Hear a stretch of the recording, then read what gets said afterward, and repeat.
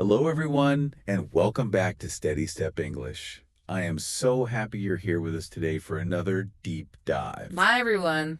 We have a really special show planned because we are tackling a problem that I think every single language learner faces at some point. Oh, yeah. Is that feeling of working very, very hard, but feeling like you're just staying in exactly the same place. You just described my exact life. I feel like I'm always pushing this heavy rock up a hill, and then the moment I stop, it just rolls all the way back down. That is a terrible feeling. But it's so, so common. Almost every student I've met feels that way. Really? Yes. But today, we're going to change that. We're going to talk about the difference between um, intensity and consistency. We're going to look at why studying for hours can actually be a trap. A trap, okay. And we're going to learn a specific technique. It's called the 10-minute rule. The 10-minute rule. Okay, that sounds a little too good to be true. I usually think I need like the 2-hour rule. Or maybe the whole weekend rule. Actually, that brings me to my struggle this week. Can I tell you what happened? Oh, of course. Please tell us. Okay, so last Sunday, I woke up feeling super motivated. You know, the sun was shining, I had my coffee. I thought, today is the day I will master English grammar. I love that energy. So I sat down at my desk, I cleaned everything off, turned off my phone, and I studied grammar rules for two full hours. Wow. 2 hours is a long time. That sounds like a great study session. Most people can't focus for that long. It felt great on Sunday. I had my highlighters, my notebook was perfect. I felt amazing. Like, I thought, finally, I understand this. But you're hub butt coming. Yeah, there is a big but. Life happened. Monday was just crazy with work, meetings all day. Tuesday was busy with family stuff. I didn't open my English book at all. I was just too tired. Then Tuesday night, I tried to speak with a friend, and I wanted to use the grammar I'd learned on Sunday. And what happened? I froze. I couldn't remember the rules. I knew I had learned them, but I couldn't find them in my brain. I felt so frustrated. I was thinking, I studied for 2 hours. Why can't I remember? Maybe I'm just not smart enough for this. Oh, stop right there. That thought, I'm not smart enough, is the biggest lie we tell ourselves. It has nothing to do with how smart you are. But it feels like it does. I know, but it has everything to do with how your brain works. The problem isn't you. The problem is that your study time was, let's say, big but rare. You fell into the intensity trap. 2 hours on Sunday and 0 minutes on Monday. Big but rare. I like that phrase. It perfectly describes my Sunday. It was a big event, but it was a rare event. So why does my brain do this? Why did it forget so fast? It all comes down to something scientists call the forgetting curve. The forgetting curve. It sounds like a horror movie title for students. It can be. It can be scary if you don't understand it. Basically, scientists found that new information gets weaker very, very fast if you don't review it. Yeah. Imagine you're holding dry sand in your hand. If you aren't careful, it just slips right through your fingers. New information is like that sand. So on Sunday, I picked up a huge handful of sand. Exactly. Your memory was high. You were holding it tight. But the forgetting curve says that memory drops, and it drops fast. Yeah. In the first few hours and days. By Tuesday, because you didn't review it, your brain just made a decision. What decision? It said, oh, he didn't use this information. It must not be important. Let's delete it to make space for other things. That makes so much sense. My brain is trying to be efficient. It's like a manager in an office throwing away papers that nobody's looking at. Exactly. That's a perfect way to think about it. If you don't meet the information again, your brain just lets it go. You know, I've seen this in so many other parts of my learning. I remember learning the phrasal verb give up. I understood it perfectly. Yeah. But I never heard it again that week. 2 weeks later, gone. Right. Perfect example. Or think about the present perfect tense. You learned the rule in class. But if you have a whole weekend with no English, you come back on Monday and you can't make a sentence. Or travel phrases. Oh my gosh, I learned so many before my trip last year. Where's the train station? All that stuff. But the moment I stepped on the airplane, my mind just went blank. And that's the key. The problem is not the learner, it's the gap between the study sessions. We need a system where we meet English every single day, so Right. the brain knows to keep it. We have to tell the brain, hey, don't throw away those papers. I need them. Precisely. Okay, I'm convinced. I don't want to waste another Sunday afternoon, but be honest with me. My schedule is crazy. I work, I have family. How do I find time every day? That is where the 10-minute rule comes in. The solution is not about finding more time, it's about finding everyday time. Mm, The rule is simple, just 10 minutes every day. just 10 minutes. Is that really enough? I mean, Well, compared to my 2 hours, 10 minutes feels like nothing. it feels small, but it's powerful because of consistency. Think of it like exercise. Is it better to run a marathon once a month and do nothing else, or to go for a short walk every single day? The walk, definitely. Yeah. If you only run once a month, you'll just hurt yourself. Exactly. It's the same for your brain. Uh, But you have to use those 10 minutes wisely. We use a specific plan for it, the 334 plan. the 334 plan. Okay, break it down for me. What do the numbers mean?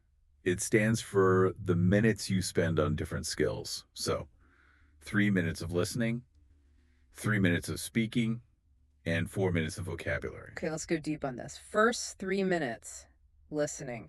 What should I be listening to? Something short and at your level. For B1 learners, I'd say a short podcast or a YouTube video made for learners, something you actually enjoy. Not like a whole movie or the news. The news is usually way too fast for me. No. Avoid the news if it's too hard. You don't need a whole movie, just 3 minutes. Uh, But here's the important rule. Listen with full attention, no subtitles, if you can help it. okay, full focus. But when?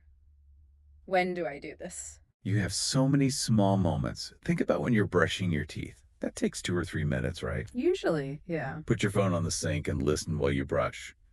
Or waiting for your food to heat up in the microwave.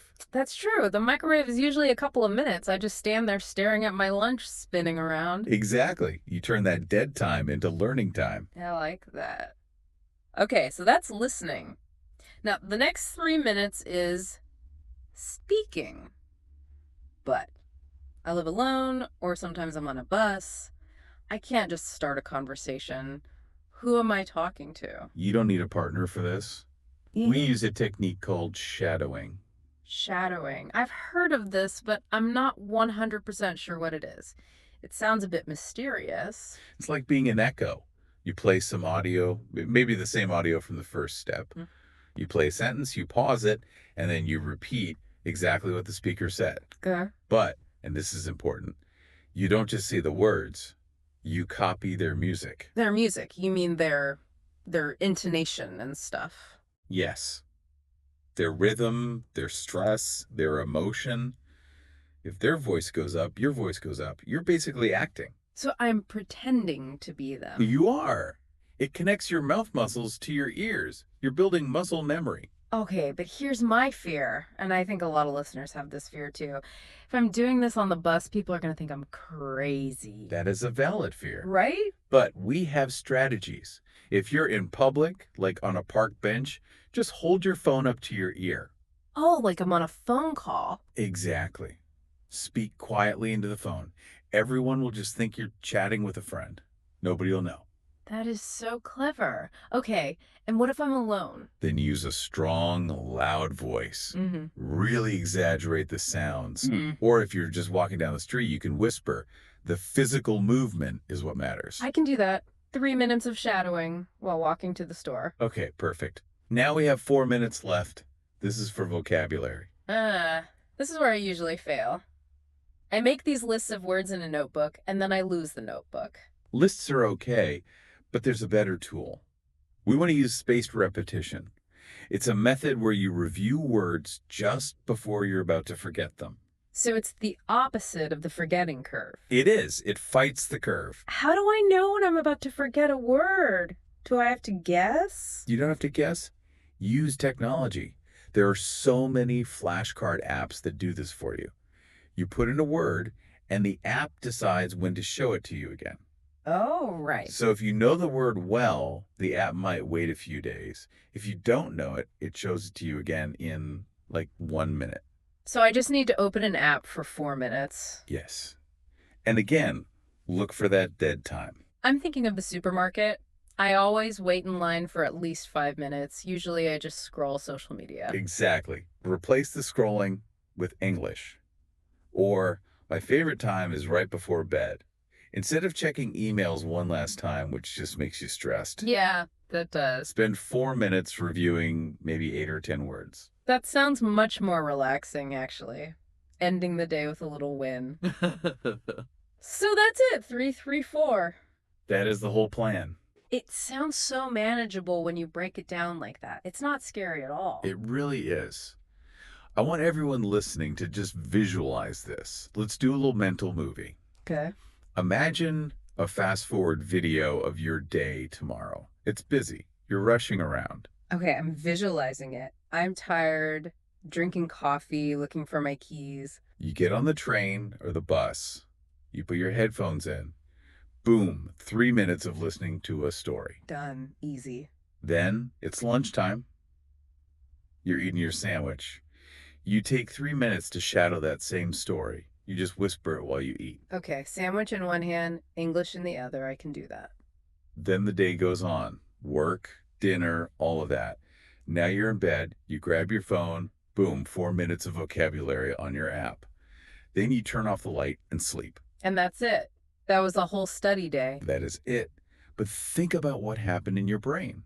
It met English in the morning, it met English at lunch, and it met English at night. 3 separate times. 3 times. Yeah. So your brain is thinking, wow, he is using this English stuff all day. This must be important. I better keep it. You're hacking your own brain. You are. The total time was so small, only 10 minutes, but the message to your brain was loud and clear. And that completely beats my 2 hours on Sunday because by Tuesday, my brain hasn't forgotten anything. Precisely. It turns fluency into a reliable habit, not some stressful event you do once a week. I love this. It takes all the pressure off. I don't have to be perfect. I just have to be consistent. That is the perfect summary. Now, before we move on, I want to take a moment to summarize exactly what we've discussed today. I'll slow down a bit so we can all catch the main points. Yeah, let's make sure we have these main ideas locked in. Okay. First, remember that studying for 2 hours once a week is less effective than 10 minutes every day. Second, we must fight the forgetting curve by reviewing information frequently. Third, use the 334 plan. 3 minutes of listening, 3 minutes of shadowing, and 4 minutes of vocabulary. Finally, fit these moments into your daily habits, like coffee time or waiting for the bus, to make fluency a reliable habit. That's a great summary. Short and sweet. Thank you. Now, speaking of vocabulary, we used some very important words today. We did. It's time for our vocabulary word tour. We have 10 words. I can start with the first one. Go for it. Okay, word number 1 is consistency. Definition.